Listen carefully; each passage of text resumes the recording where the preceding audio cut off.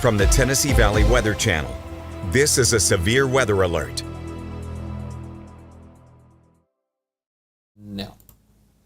Well, good afternoon, everybody. Time is now 4:53. We have a severe thunderstorm warning that has now been issued for parts of Franklin, Colbert, and Lawrence counties here. This is for part of those cells that we were watching across parts of western Alabama. They have now started to become a little stronger, getting towards that severe threshold. And the Weather Service office in Huntsville has decided to pull the trigger on a severe thunderstorm warning here. It includes Phil Campbell, the east side of Russellville, over towards Moulton, up towards Town Creek and the Cortland area.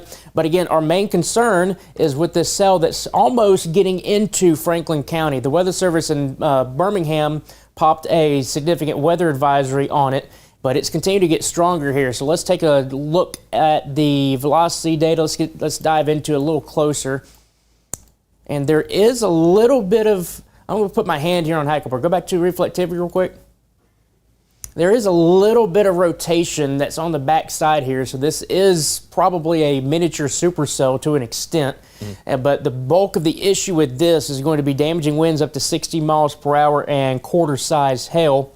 This will get close to the Nix Mill area, Phil Campbell, Spruce Pine, and Duketon. This will basically go right along Highway 43 until it gets between Phil Campbell and Spruce Pine and should start to veer off to the northeast of Highway 43, and it'll cross Highway 13 here between Spruce Pine and Phil Campbell, and eventually cross Highway 243 as it makes its way on off to the northeast towards Waco, Newburgh, and Oak Grove. Let's back out real quick and do a quick time of arrival. Let's do a storm track. This is a very long polygon here, and this is actually moving. Let me double check on the speed real quick. This is moving northeast at 40 miles per hour. So we do 40 and expand it out for, what is that, 45 minutes right now? This is 30. I'll go 45. Go 45. Here's 45. That's 45. Let's back it out just a little bit so we can get the whole cone. There we go. So Nix Mill, basically now, Phil Campbell close to 502, Spruce Pine at 504, Isbell at 509, Russellville, if it goes a little bit further to the west, could clip the downtown Russellville area at 514. Oak Grove at 515, along with Waco, Newburgh at 519, Littleville at 524, Mount Hope 525, Bethsaida at 526, Flat Rock 529, Old Bethel at 530, Landersville and Spring Valley just after 5:30. Again, this is not a tornado warning, and there's no tornado possible tag on it, but there is a little bit of rotation on the back side. Chase, if you want to flip back on the velocity data just real quick. Go with base. I want to see what base velocity has. That storm velocity or storm relative. And again, it shows just a little bit of an area rotation, but I think most of it's actually in the mid-levels as opposed to the low level. So it is a supercell, so that's the mid-level rotation is going to give it that hail potential and that damaging wind potential as well. This is just now crossing into Franklin County, and like I said, it's going to generally go right along Highway 43 until 43 almost goes due north as it gets close to Spruce Pine. This will likely go between Spruce Pine and Phil Campbell. It'll cross Highway 13, then eventually it'll cross Alabama Highway 243 and get close to the Oak Grove community, and eventually, if we back out just a little bit, it will go into parts of Lawrence County. It might clip parts of Colbert County if it goes on a little bit of on a northward trajectory. If it stays on its current trajectory right now, I think it goes to Newburgh, to Flat Rock, to Hatton, to Terrytown, and is that Northeast Smith or Naismith? Neither. It's Neesmith. Neesmith. Yes. Neesmith. Yes, indeed. It's funny how I guess I have sthen that before. I was about to say it's funny how I'm from North Alabama, and that's kind of like the first time I'm seeing that. So Neesmith, right here along Alabama Highway 157, and then, like I said, we'll get towards Terrytown.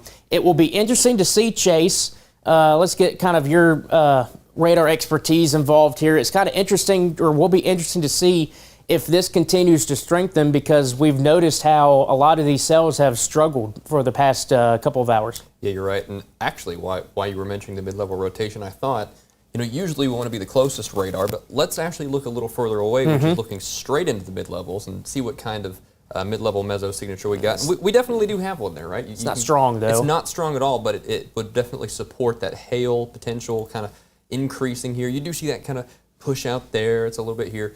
But it's not that intense at the moment. However, it wouldn't shock me to start seeing some quarters fallen out of this here. But yeah, like I said, usually you'd want to be closer to the radar, but sometimes there's a little benefit in stepping back a little bit, seeing the 30,000-foot view. Yeah, let's, since we've looked at this cell now, we're right up against our 5 o'clock update. Let's do a broad overview and notice that we have a lot more red polygons that are over here just to the west of Interstate 55. We have one tornado warning that is near the Holly Springs area. We have another tornado warning that's southeast of Clarksdale that has a shear marker on it now. That's about to cross over Interstate 55, and then another one just to the northwest of Grenada, Mississippi. So these are embedded supercells that are within the line. Very good area rotation right here, just to the southwest of Batesville. Again, this will continue to work its way on off towards the northeast and will eventually cross Interstate 55, probably in the next 30 minutes or so, I would think. And then another area rotation just back here, just to the west of Grenada. This will move north of Grenada and impact Interstate 55 as well. So again, we're getting a lot more rotation within the embedded supercells within the line. We're watching these cells that are ahead of the line to see if they have any tornado potential with them. It might be a little tough because our, like Fred mentioned earlier, our LCLs, our cloud bases, are a little on the higher side of things than you would want to see for tornado potential here, but that doesn't mean that it's impossible, but it's just a lot harder for storms to manage to do that. But again, we're watching this line here. The thing that Chase and I were talking about behind the scenes is it seems like the line's slowing down a little bit more than models anticipated. If you go back and look at the HERM model over the past 12 hours, this had this line almost already here into the Lawrenceburg area at 4:45 to 5 o'clock here. Well, you obviously see that is not the case. It's still well off to our northwest. All of the models, or at least the HERM model runs, have trended less and less with this creeping its way on off to the southeast. So I'll say it's within the realm of possibility that this stalls out to an extent, and then we'll just have to wait for this batch to move on in, and that's when we start to get our big-time storm potential with it. I'm not quite ready to get on board with that idea completely, but it's starting to look like that could be a possibility that we'll have to watch for. And if that's the case, then by the time this batch moves in, our atmosphere is untouched, and that just adds a little bit more fuel to the fire, so that could make our severe weather risk go up just a tad. I don't think it's going to be overly high, but it could go up a little bit if, again, this doesn't really make its way all the way to the southeast like we anticipate, and we'll actually get this first batch that moves in first, and that could increase our severe weather potential just a little bit. Let's go and take a look at that tornado watch. It did get expanded in Mississippi. It did not get expanded into Alabama yet.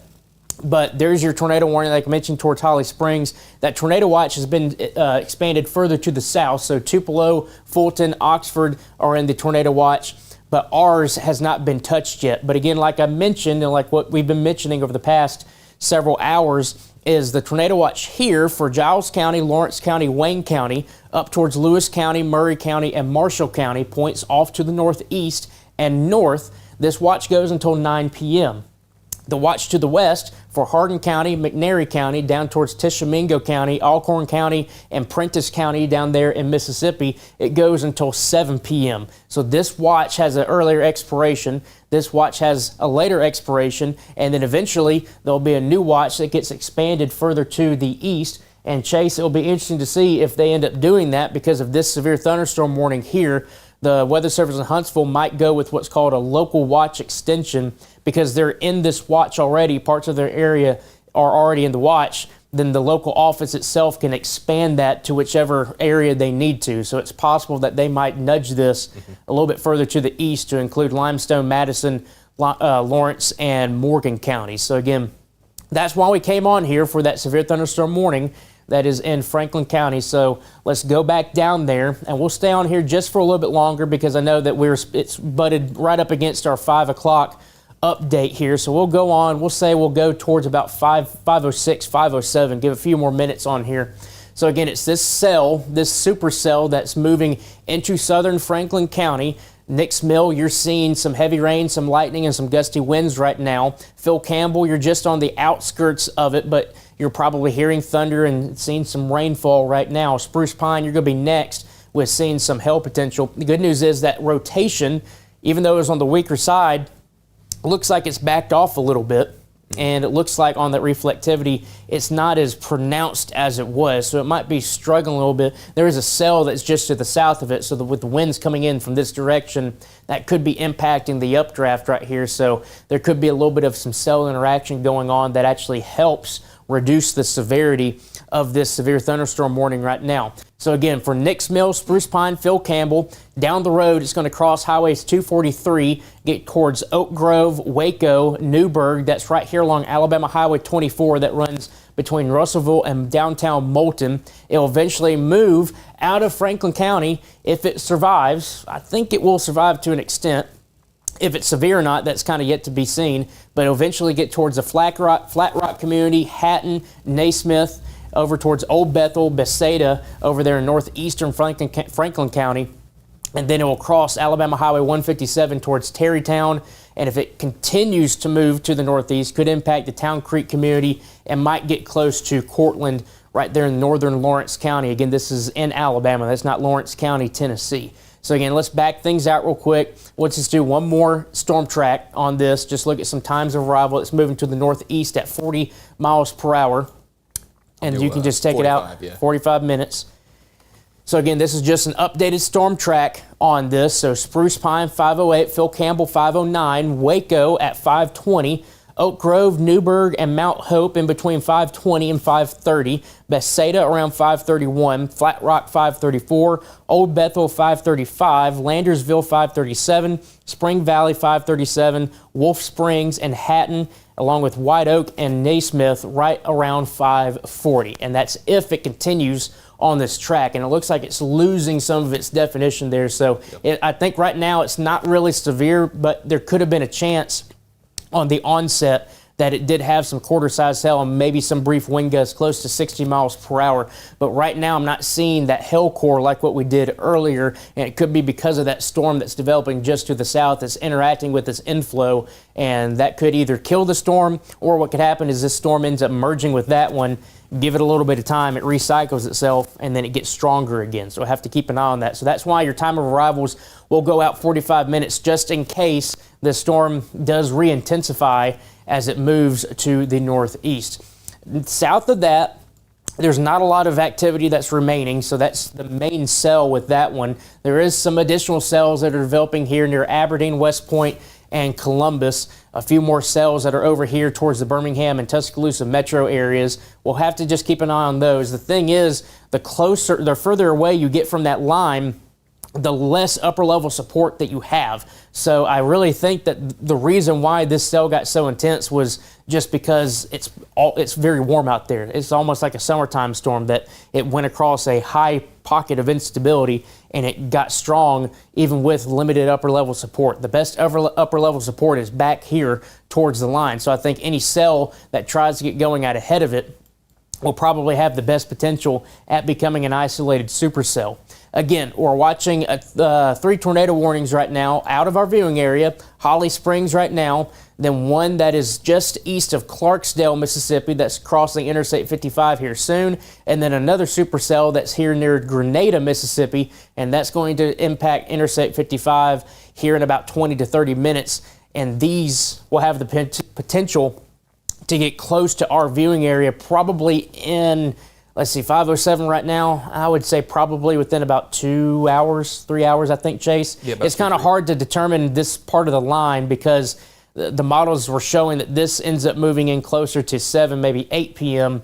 But again, we're basically in nowcasting phase, so it's just, track things on the radar. We have things to track. We know how fast they're moving, where they're moving, and we can just kind of go from there. Let's give one brief backup overview, and then we'll toss you back to regularly scheduled program because we don't have an active tornado warning right now in our area. We just have that severe thunderstorm warning. Again, tornado watch still in place here for our southern Tennessee counties. That goes until 9 p.m. with the exception of Hardin and McNairy counties and Tishomingo County in Mississippi. That goes until 7 p.m. And we have flash flood warnings in place. That's in anticipation of that line that moves on through. Flash flooding could be a major concern here tonight, especially for our southern Tennessee counties, but it could be area-wide. We'll just have to wait and see how things pan out later on this evening. All right, it's 5:08. We'll toss you back to regularly scheduled program. Our next update will be at 5:30, unless there is another warning that is issued or tornado warning. But until then, we're still watching things, so stick with us here at the Tennessee Valley Weather Center. For meteorologist Chase Wilson, I'm meteorologist Taylor Plott. We'll keep you advised.